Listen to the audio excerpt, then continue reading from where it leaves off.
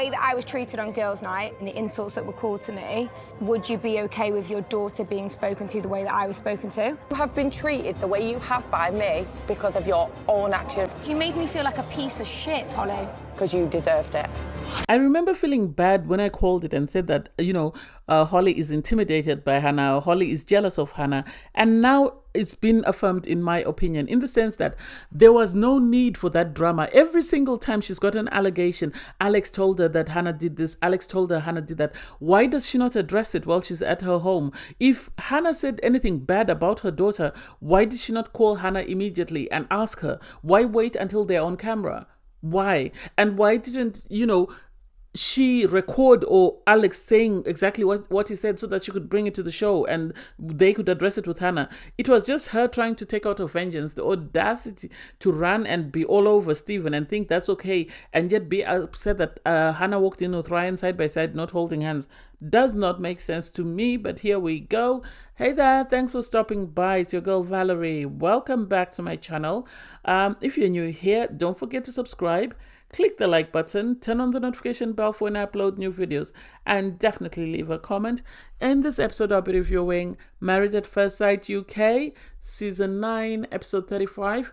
I just want to say thank you to everybody who's commented. Unfortunately, this is one of those crazy weeks. If you've been here a while, every month I'm very busy, 1 week of the month at work. So I will try and respond to all the comments, but just bear with me. I'll try and respond to them over the weekend. It's about to go down anyway. So it's a dinner party again for everybody that can attend. Obviously, there are a couple of people who I assume won't be attending. Anyway, you have Kieran and Christina. Christina is sort of talking about, how sad she is that things didn't work out. It's going to be hard for her to see Kieran. And yeah, I guess, because he should have told her the moment he decided he wasn't ready or she wasn't his person, he should have told her. Kieran on his part is saying, it's good to see that a lot of people were rooting for them. And it's like, it's not about that. It's more about you sort of leading this woman on. You should have, if you knew at the couples retreat that you couldn't handle it, you should have told her there and then and ended things instead of dragging it for another 2-3 weeks or whatever else. So I don't get that. You have Sasha and Ross. Apparently Sasha wanted Ross to move to Warsaw immediately, and it's like, this man has been away from his daughter for 6 to 10 weeks or however long they were filming for, and instead of allowing him to go back to Manchester and spend time with his daughter, you want him to come home with you. Make that make sense. How inconsiderate are you? But hey, it is what it is. Polly and Adam, well, they're both in their feelings. Adam says Polly has been sort of making social media posts, sort of digging at him, so he can't wait, to call her out. She, on her part, wants an apology and she wants him to take responsibility.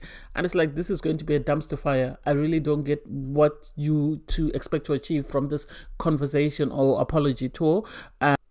You have Luke and Amy. Luke said he sent Amy a turtle sort of brooch just to remind her of their honeymoon. Luke is very inappropriate in his comments, in some of the things that he says, because he says, oh, if she comes wearing it, then I'll know there's hope, and I hope she comes and she puts her tongue down my throat and we share a passionate kiss. And it's like, this is the problem. I don't think he understands how British people operate. This is not the sort of language that they use, and so they will be offended by it. I'm not saying every single British person, but the majority of them are very, private about that sort of thing. So I don't get it. You have Hannah. She's anxious about going. She said she's created a connection with one of the guys from the experiment, so she'll be coming in with him. I think after the girls' date, she deserves to come in with someone because they really dragged her over the coals. So I would understand why she would bring back up someone just to support her, someone in her corner who she knows has always got her back.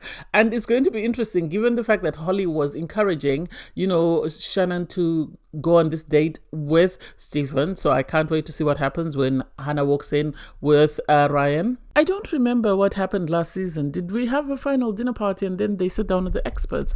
Or was that their last sit down? I don't remember. I remember there's a video of them on YouTube from last season where they were having a dinner party, but I hope they have a sit down with the experts after this. Anyway, so you have the couples arrive and the singles, obviously, for the dinner party. First in walk Lacey and Nate. Lacey and Nate are doing good. They seem to be in a happy space.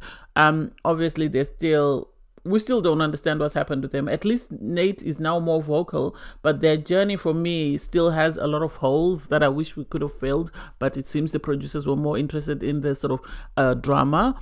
Next in comes Christina. She's on her own. She reveals that she did have a 2-hour sort of FaceTime conversation with Kieran, but then it's been sort of here and there, and it really hasn't been consistent. And it's like, I don't know why she continues to give him the time of day. That's showing you that he's not interested in you. You need to move on. You need to find someone. You need to find your own person. Next in is Emma. Emma's in a very good space. She says she has spoken to Casper, but after speaking to him, I think she was done with it. She didn't want to waste the time with him because she said, I had to deal with him for 5 weeks and he was the same person when I spoke to him. Next in is Sasha and Ross. And Sasha is making it seem like, Ross just woke up one day and decided to move in with her when she told him she wanted him to move in immediately. And it's like, this doesn't make sense to me.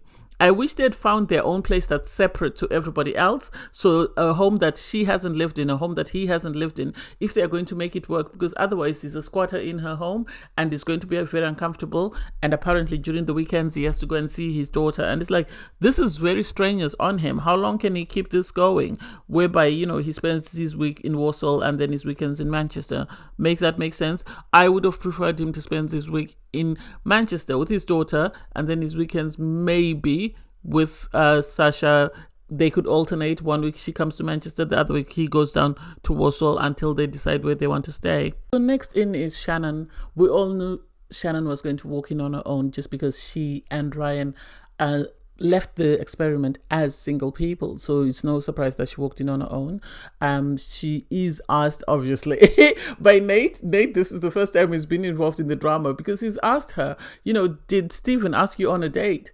And she sort of tried to sort of dance around it. I think Stephen came back to her and said, oh, don't tell anyone I asked you on a date. And she said, oh, he sort of implied. And it's like, did he ask you or didn't he? You told the girls he asked you, so why are you backing down? I don't get it.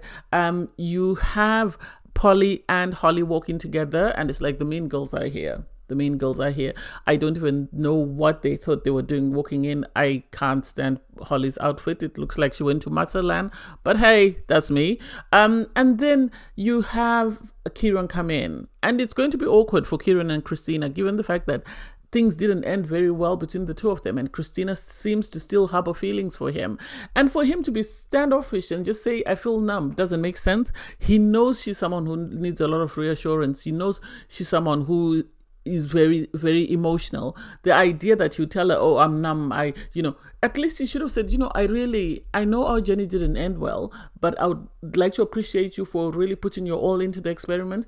And I look back at the good times that we had and, with a smile on my face, something just to encourage her. So I get her storming off because he seemed very dismissive. This is what I think. Kieran came into the experiment without meaning to stay married. And then when he realized he was paired with an amazing girl, he decided to sort of play the part of a loving and caring partner. And then whatever he developed, whether it was a connection with one of the other wives or whether he met somebody else, he then turned, but still wanted to come out of the situation looking like the good guy. Because even when Christina sort of stormed off, he then followed her and said, you're my ex-wife. He keeps bringing up the word ex-wife and he knows it triggers her. And it's like, why do you keep doing something that triggers her? Why can't you just keep quiet if you have nothing positive to say? For him to say, I care about you, this is why I came out. I don't think so. I think you're keeping up appearances. I think you're doing it because it will reflect positively on you, not because you feel some type of way about her. I don't buy that. I don't know. I really don't know. And I don't know what the purpose of that conversation was, because he didn't apologize. He should have apologized. I'm so sorry that things didn't end the way we wanted them to. I wish I had known sooner. That way you would not have become so emotionally invested in us as a couple. That way we would have avoided some of the hurt that you feel at this point in time. But there's nothing I can do about it. All I can say is I'm here. Anytime you need to talk, I'm here for you. Don't, feel bad. Feel free to speak to me at any point in time. If you want your space, let me know and I'll take a step back. That's what he should have said. next to walk in is Orson and Adam. Orson and Adam were friends even in the experiment. So I'm not surprised that they came together. They came in hugging and it was very awkward, you could see. And for, Polly to stand up and say, oh, I feel awkward, I feel sick. And it's like, why do you feel sick? This man has been telling you he doesn't want you right from the start. So why should you have any emotion? You wanted to stay on the show for clout. Here you are. And he ignored her and she actually had to sort of go and stand close to him. And it's like, why? I would just sit in my corner and continue to drink my wine. And if he's going to come and say hello, okay. If he's not, that's it. He is complaining to the guys that apparently she's dragging him on social media. He's blocked her on social media just because she kept taking screenshots and sending to her friends and making sarcastic remarks. She is venting to Sasha that I don't want to look at him. I want him to apologize to me.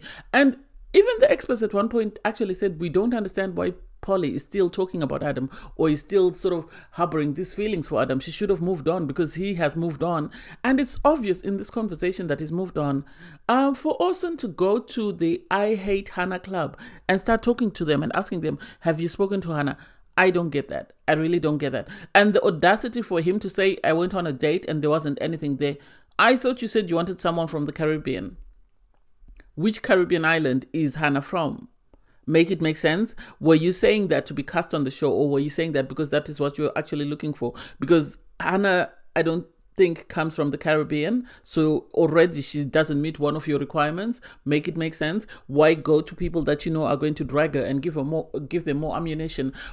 For Holly to then say, oh, it's like pen to paper. I think she was implying that Hannah's got a list of the guys and she's going through every single guy until she finds someone who she can land on. And it's like, make it make sense. I don't get it. And for her to say that Alex told her, every time it's Alex told me something about Hannah, why won't she sit Alex down with Hannah and have a conversation? If she's that aggrieved, why does she need to come on TV and address her concerns with Hannah in front of everyone? If you've got a problem, if you're offended that she said something about your daughter, you should have phoned her immediately with Alex around on speakerphone and had an air out and sorted that out. But no, you want a storyline, so you're going to bring it to the show so that you can have a conversation about it.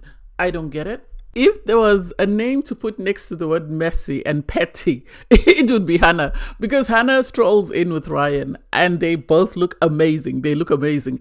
And you can see the blood boiling in people like Holly, and it's like, and even Shannon, and it's like, why? You were talking to Stephen, you were okay talking to Stephen, but now that Hannah's doing the same thing, it's a problem. No, what's good for the goose is good for the gander. If you're going to go and talk to Stephen and you're going to arrange dates and you're going to be a middleman, then be prepared for when Hannah retaliates. Besides, the last time she met you girls, you were so horrible to her. So I get her coming in with someone to sort of have her back. Ryan didn't even greet Shannon. He didn't even acknowledge her existence. And it's like, oh, Petty does what Petty does. Amazing. Anyway, and then you have Hannah, say, we're not dating, but we just came in together because Ryan said the last time I came into a room with the girls, I really was attacked. And she really was attacked. For Holly to say, oh, is that aimed at me? Oh, is that aimed at me? Well, you smelt it, you dealt it. That's your fault. Because at the end of the day, she didn't mention anybody's name. She just said a couple of people. And so you are aggrieved because you are guilty. Your guilty conscience is what is making you be so vocal. Everybody else is quiet. Why are they not speaking up? Why are you so offended? And the fact that Hannah went and was sitting with Orson and was flirting with Orson, they have a friendship with Orson. I wish Orson hadn't tried to involve himself or insert himself in the beef with the girls, whether the producers said to him, go and tell them that you went on a date with Hannah or whatever happened there. I don't get it. And I don't know why he felt the need to involve himself in something that has absolutely nothing to do with him. It has nothing to do with him. Hannah's business is not his business. So you then have Casper walk in. He walked in with Charlie. That was cute. I really liked Charlie. I'm sad that she was matched with someone who really wasn't serious about marriage. Casper seems to be in a very good space. The experts were saying that, the girls are more welcoming to Charlie. She really wasn't comfortable last time and they're really going out of their way to make her feel comfortable. And personally, I don't think that's the case. I think she's the lesser of two evils in the sense that in the sense that she's less threatening when you compare her to someone like Hannah, because Hannah is, as I said before, what some of the girls want or aspire to be. She's accomplished, she looks amazing, her body is banging, and people like Holly, Polly are already uncomfortable in their own bodies. So when they see someone who's got confidence, who's not afraid to speak up, who's not afraid to defend themselves, they feel some type of way. And this is why when Charlie comes in, who is more reserved and is sort of more accommodating, they're happy to sort of welcome her with open arms. Next in walks Amy, and Amy, you know, she's wearing red. Red is for love, so I assume she's in love with someone. Well, on her status, she posted pictures with Adam, and at one point Adam was kneeling, so like he was proposing. So I don't know whether they're dating or what's going on there, only she knows. And personally, okay, she didn't bring the brooch that Luke had said if she's wearing the brooch, then it means that the door is open. Okay, fine, I get that. But then for her to come in and start making these allegations about a letter that Luke wrote, I would have brought the letter. I wouldn't need to repeat what he said. I would have just brought the letter and just shown it to everybody, or just put it on my status to say, this is why I have decided, or this is one of the many reasons why I chose to sort of leave this man. Because if you're getting a lot of backlash from people and you have that as evidence, why not post it? Why not post it for everybody to see and understand why you treated this man the way you did? For her to be so cold towards him as though, you know, he stole her dog or something, I do not get. Luke on his part, he should have read the room. He should have read the room. He shouldn't even have bothered going to greet her, because there's no point. She doesn't want to mend bridges with you. She's moved on. You need to learn to move on. Yes, he might be wrong because of some of the comments that he says. I can't deny that. But at the same time, I want evidence. I don't want hearsay. I want evidence. You say he sent you a letter that was inappropriate. Show us the letter. Where is the letter? Show us the letter so that we know for a fact that this man is not as good as he actually played out to be. If you think he got a very good edit, show us the letter. Does Channel 4 not allow you? Did you sign an NDA whereby you're not allowed to show it? Make it make sense? Anyway, next in walks Stephen. And the way Holly ran as though she was going to fall over. Holly's right is fighting her own battle. She's trying to sort of instigate a fight with Hannah. And sadly, Hannah is going to stand on business. And it seems some of the guys have decided to sort of buffer Hannah and sort of protect her and shield her away from the guys. So she's good friends with Orson. She came in with Ryan. And it seems some of the other guys are happy to sit there and have conversations with her. And this, I think, is what is annoying for the girls and why they keep wanting to sort of poke and prod at her. Anyway, Hannah is having a conversation with Adam, and Adam is saying, you know, she's asking, have you spoken to Polly since you came in? And he said no, because at the end of the day, she's being petty. She's been posting horrible things about me on her status and also in the group, trying to poke me and see if I can respond, and I'm not going to respond, so I'm not going to give her the time of day. And for her to say, how does he know it was about him? So she's sitting there listening to everything he's saying. She's looking for a way to sort of jump in and say, it's my turn, let's go. And he's not giving her the opportunity. And it's like, can you not be big enough and just walk away? This man embarrassed you by telling you he's not attracted to you. He doesn't get the urge to kiss you. He doesn't ABC. Why do you keep wanting to start something with him? Move on. So everybody moves to the dining table and it's just ox galore. Personally, I don't get why they do this, because it's ox galore. I understand them saying people should sit next to the partners that they were in the experiment with. But there's some people who are too toxic, who should have been moved around. People like Stephen and Hannah should have been separated. And also people like Adam and Polly, they should have been separated, but the producers just want drama. The audacity for Stephen to be in this experiment and refuse to speak to Hannah, and suddenly he's asking her, hi, how are you? Why are you asking? Because you know the experts are watching. This is why you're asking her. It's not because you care. It's not because you want to know anything. It's because you know the experts are watching and you want a good edit. That's it. And I give Hannah credit for not entertaining him and just giving him one-word answers and moving on. And then you have the conversation between Luke and Amy. What do I think? I think that was awkward. The audacity, for me, the audacity to complain that why did you tell everyone that you sent me a present? If you didn't want him to talk about the present, why did you talk about the letter? He is wrong for telling people, yes, because it makes it seem like he's only talking about sending you a present because he wants a bonus mark or he wants to sort of air you out. But at the end of the day, you are just as responsible for that mess as he is. If you didn't want his present, you should have sent it back with the letter. That's what I would have done. I would have taken a screenshot of the letter and I would have posted it back. You know his address, you've been to his home, send it back. Return to sender.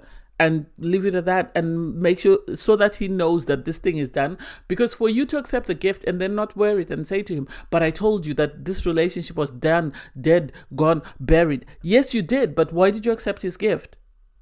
Is my question. Why did you accept his gift? I'm very cynical when it comes to Amy. I think because of the way she moved around in the experiment. Yes, I'm not saying that Luke is an angel. No, he is at fault for the things that come out of his mouth. But she is not a victim as well. They're just as bad as one another. The only difference is one was very malicious in their way of doing things. Yes, with Luke, he kept instigating fights by constantly bringing up stuff that she told him that she wasn't comfortable with. But at the same time, you can't say you are uncomfortable with certain language and then be smacking somebody else's husband in the face with a dildo. That loses his weight. It was sad to see Luke feel deflated that this relationship is really done with. Hopefully, if I were him, I would have asked to move chairs. I would have changed chairs to somewhere else so that I leave her on her own. That way she feels comfortable, because I don't want to continue to make her feel uncomfortable. So what do I think about the fight between Polly and Adam? That was coming. We all saw that coming. Nobody can lie and say they didn't see it coming. Everybody sitting at the table knew it was coming, because Polly kept poking and poking and poking the bear and poking, and Adam kept trying to ignore her until it got to extent whereby they couldn't ignore it anymore, and he reacted. And this back and forth, oh my God, I wish Alex was there, because Alex, if he was there, would have said, I told you so. He did try to warn her that this guy doesn't like you. He must have heard something from Adam that made him bring it up, but he didn't want to air his friend out and say this is what he's saying. But this is why even when Adam had to sit down with Alex at the time of the confrontation, he didn't say to him, you lied, I didn't say that, because he knew he was telling the truth. He must have been telling all the guys that I don't like this girl. And so for Polly to continue to poke and prod and poke and prod, it makes me feel like she just wants to tarnish him with as bad a brush as she has been tarnished with, or how she's sort of come across during the season, because there was no need for this argument. There was no need. Yes, for him to sit there and say she was begging me like a little child. Yeah, that was below the belt. That was below the belt. But their problem is they rile each other up. They get to a point whereby they're very, very angry. One of them storms off. Then they come back and Polly apologizes, and then they move on until the next argument. And nothing is never resolved between the two of them. So for the experts to say Paul is taking accountability, she's not really. She's not. This is a toxic relationship. This is their hamster wheel. This is what they do all the time. They fight, somebody apologizes, they come back to the drawing board, they fight again, and so on and so on. I don't know who was wiping Adam. We didn't get to see. My impression is, I think it was Amy, but we didn't get to see who it was. It was one of the girls with a tattoo on her arm, and I want to see who that is. And so for Polly to come back and say, I'm sorry, it doesn't make sense. What are you sorry for? Really, why are we arguing in the first place? Why do we need to communicate? Let us just agree to disagree that this relationship didn't work. We will never reach an understanding, and it's okay. As long as we're both at peace, we can keep it stepping. If we want to have a conversation, let's ask for someone to mediate between the two of us, get whatever we want to get out, and then move on. I think Polly was upset that he stormed off at final vows, so she wanted to have the last say, and this is why she kept poking. She didn't expect him to go below the belt, and he went there. The Hannah and Holly situation, what do I think? Here's what I think. Holly and Polly came at Hannah, and I think when the situation happened at the girls' party, and Polly was called out for picking on all the girls because she had also picked on Charlie, I think this is why she's decided to sit out the Hannah situation and has left it to Holly and Lacey to carry on. Because I don't get where Hannah was wrong there, because Hannah said to Holly, do you want us to go aside and have a conversation? And because Holly wanted a situation whereby she had an audience and she had people to tag team with her, this is why she sat there. There was no need for Lacey to be involved. This is my beef with Lacey, that this has nothing to do with her. Hannah has never even spoken and said hello to Nate. So this has nothing to do with her. She needs to sit in her corner. I feel like Holly made out a comment. That way everyone would be riled up. I feel like Hannah said what she said now, I believe is what she said to Alex, that how would Holly feel if her daughter was treated the way they treated me when I walked in the room? But because Holly couldn't stomach that, this is why she's decided to say that, Hannah was busy saying that my daughter is a duplicate copy of me. I don't think so.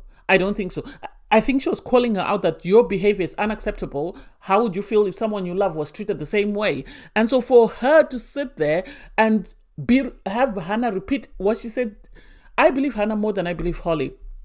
I'm sorry. I believe Hannah more than I believe Holly. I believe Holly is just looking for a situation, and for things to get so out of hand where people are so riled up and they're screaming and shouting wasn't necessary. This all wasn't necessary. People are looking for clout, and sadly for Holly, every single time, I now believe this is why she fell out with her husband on her honeymoon. Because I remember on her honeymoon, her husband said to her, Alex said to her, don't talk to me like you're talking to your child. And this is the patronizing way that she speaks to people that she doesn't like. The audacity to be upset with Hannah at the fact that she's coming with Ryan, and yet she runs and she's busy hugging and kissing and sort of complimenting Stephen. I don't get it. Hannah is not bothered about what happens to Stephen. So the audacity to think that whatever she says or whatever she does is going to affect Hannah in any way is a bit naive and a bit foolish, in my opinion.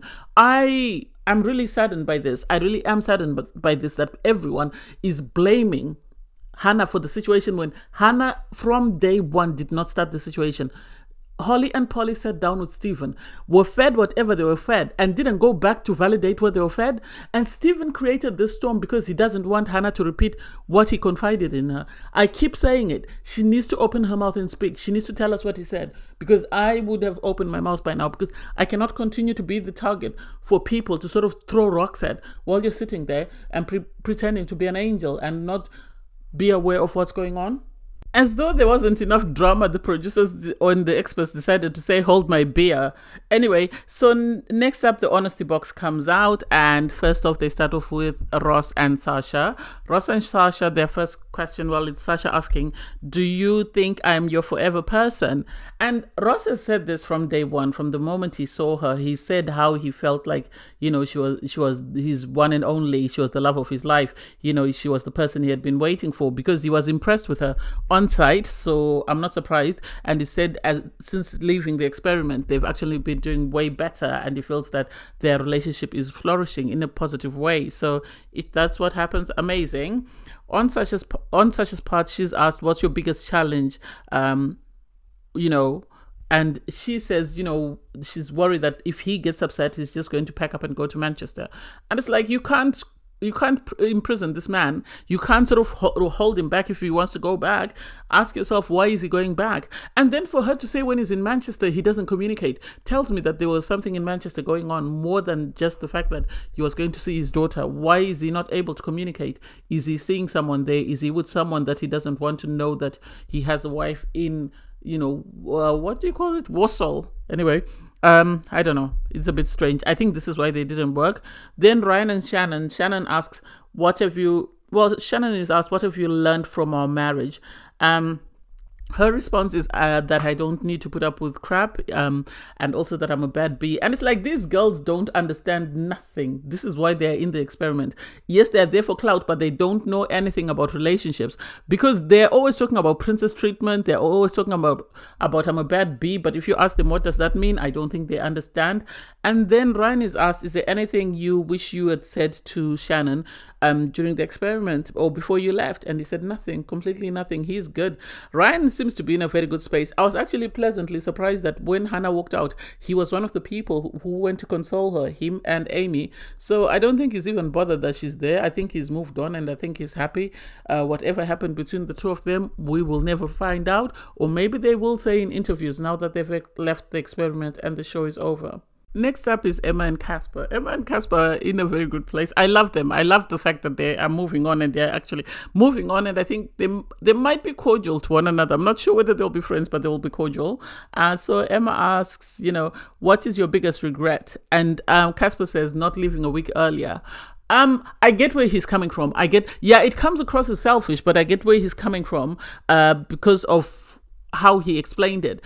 They did so amazingly well at the couples retreat. They were the best of friends. They were in the best of places. That's when they should have left on a high. This is what he's saying, because the following week they had to do that intimacy challenge, and it was just awkward, and some of the most awkward and sort of hurtful words came out. So had they left on a high, they would have continued on as friends, and maybe they could have found themselves back together. But because of the words that came afterwards, this is why they left in this awkward space where there was a lot of sadness and a lot lot of bitterness. I love that they were happy with it.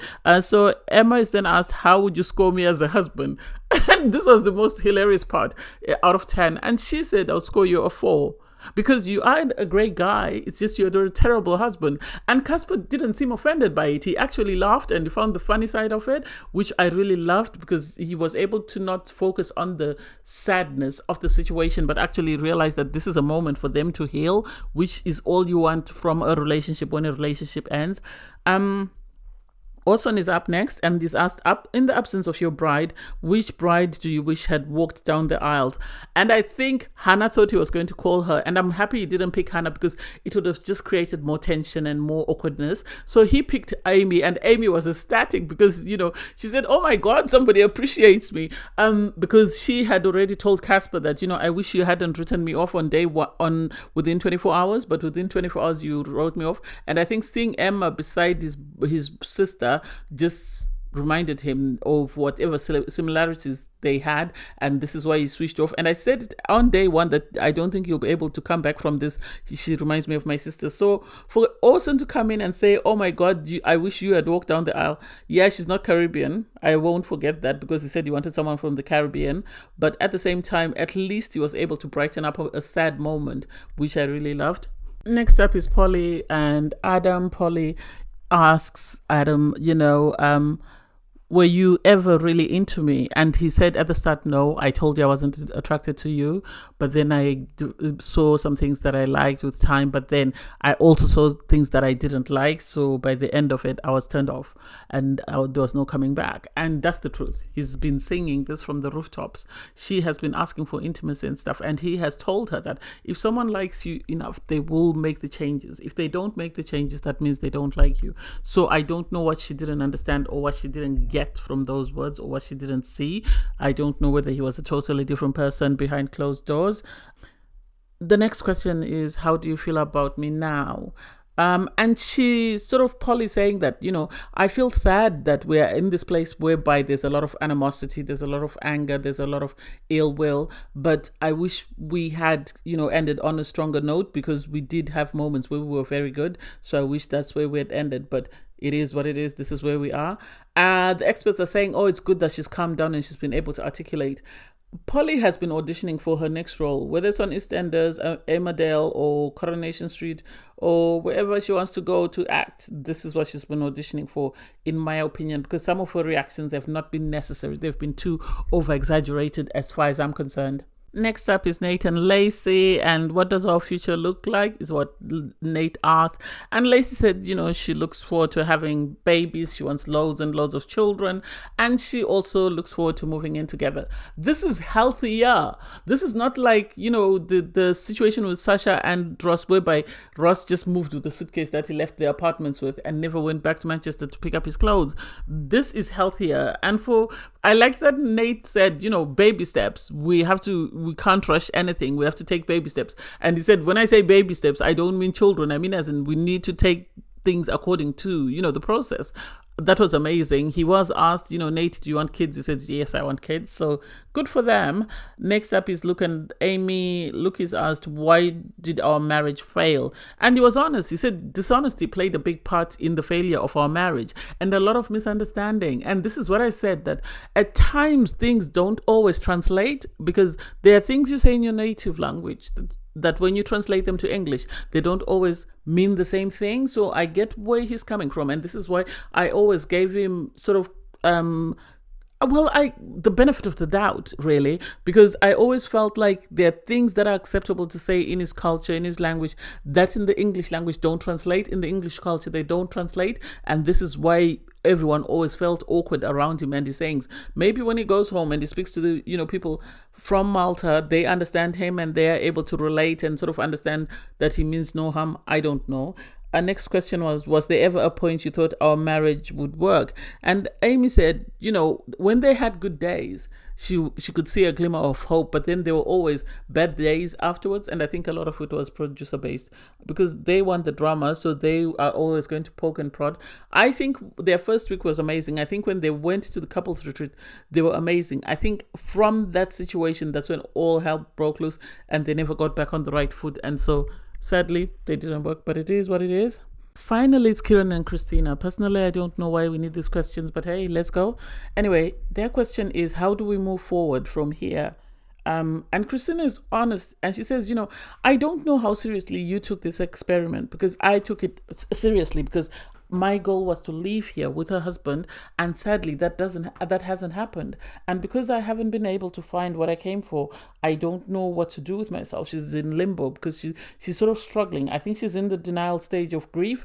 And she said, she was very happy when she found out that somebody had asked for someone who looked like her. And it makes me believe that Kieran asked for someone who looked like Christina because he didn't think, one, they would find her, and if they found her, he thought he would be able to sort of untangle himself. He didn't realize that people would actually fall in love with this person. He thought he would come out the angel and she would come out the villain, and yet this hasn't happened. And so he's trying to find ways of sort of polishing up his image and coming up as a good guy. And she said to him, we need to reach an understanding. We either live here as friends or we live here with no contact, because we need to be able to move on. If there's no friendship, there's no need for us to communicate. And so he's saying, oh yes, you're very special, or I have found a friend for life. No, I think he's saying whatever he's hoping to say to get people off his back. I think he's trying to make sure that the fans don't turn on him, that he wasted her time. As far as I'm concerned, he wasted her time the moment he put those teeth in on wedding day, and he's just continually continued to waste her time. He should have told her on day dot that I don't see a future. You're not my type of girl, and I'm not here for marriage. I'm just here for publicity. And it would have been okay, because now she is broken. It will take time. There is life after breakup, but still it will hurt for quite some time. And I feel sorry for her. Hopefully the experts tomorrow will be able to help her sort of make the transition from where she is at the moment. Anyway, it was a messy episode. What do you expect? I expected that. I didn't expect any different, so I'm not surprised. Thanks guys for watching. Please don't forget to like, share, comment, and subscribe. And click the link in my video to watch my review from episode 34. Bye guys.